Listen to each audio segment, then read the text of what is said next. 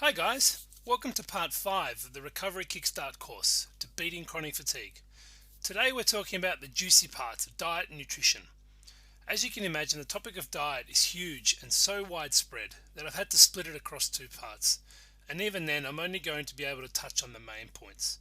So in this first part, we'll talk all about the nasty parts of the diet that need to be eliminated. And diet is critical for health, and especially for recovery for any disease. Diet easily makes up 60 to 70, maybe even 80% of the process.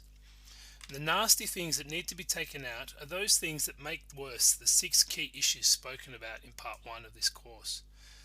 As a reminder, these are particularly the inflammation, oxidative stress and free radical damage, changes in cell structure and function, and gene expression. If you can reduce the impact of these by taking away the things that make them worse, then you can start to slow down the progression of fatigue. So what changes can you make that will give you the biggest impact? What is the low-hanging fruit that you can easily pick that can have an immediate effect? Well, I found there to be two for me. First, cutting back on refined and extrinsic sugars. Now, refined sugars are those natural foodstuffs that have been broken down and processed and no longer resemble the natural form. Things like juices, biscuits, fancy breads, cakes, pasta meals, rice meals, bagels, donuts, pizzas, muffins, cupcakes, sweet biscuits, tomato sauce, sodas, and the list goes on. These were once natural foodstuffs, like wheat or plain flour or an apple, but are now nowhere near their original form, missing all the quality nutrition your body needs, and most with extra sugar added in. Which brings me to the second point, cutting back on extrinsic sugars. These are sugars that are added to food to supposedly improve the taste and make it more palatable and attractive to you. By itself, sugar isn't bad or toxic. It's just pure energy without any proper micronutrition, like vitamins or minerals. As long as you're active, then a moderate amount is mostly harmless. But when you are in a fatigue state and find it difficult to be very active, using up this sugar becomes difficult for your body, and as such it can pose a problem. The sugar that comes in food naturally, called intrinsic sugar, is all that your body needs. You don't need any extra sugars. A treat here and there in moderation is no problem, of course, but it's the extra sugar in excess of what is needed that plays havoc with your body and accelerates those 6 key issues of chronic fatigue. For example, the sugar in an apple, called fructose, is not bad for you, so long as you eat it with the apple, which comes with many other factors like vitamins and minerals and phytochemicals, and these mitigate disease and improve health. But if you take the refined version of an apple, like apple juice or canned apples, all the good stuff has been processed out, leaving you mostly with flavoured sugary water. And how many apples would you need to eat to get the same amount of sugar and nutrition that's in a container of apple juice? You'd be so full even before coming close. So review your diet and see if you can find all those refined and extra sugars and cut back on them. Note, I haven't said... Stop. So review your diet and see if you can find all those refined and extra sugars and cut back on them. Note that I haven't said cut back on them fully. Life is no fun without the treats, and recovery is even tougher if you can't enjoy these things every so often.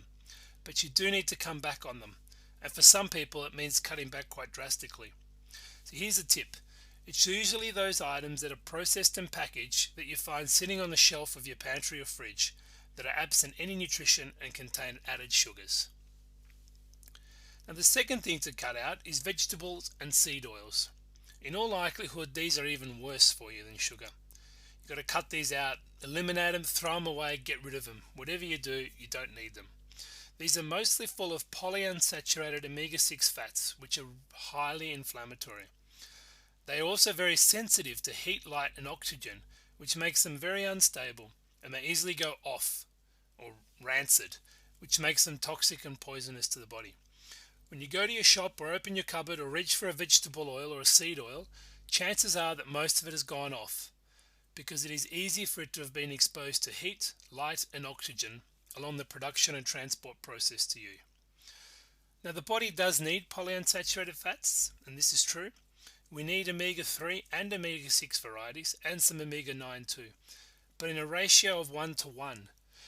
Now if you use or consume too much vegetable and seed oils, then it's most likely that the ratio is skewed and you have way more polyunsaturates that you need in a ratio that's maybe closer to 1 to 15 or 1 to 20.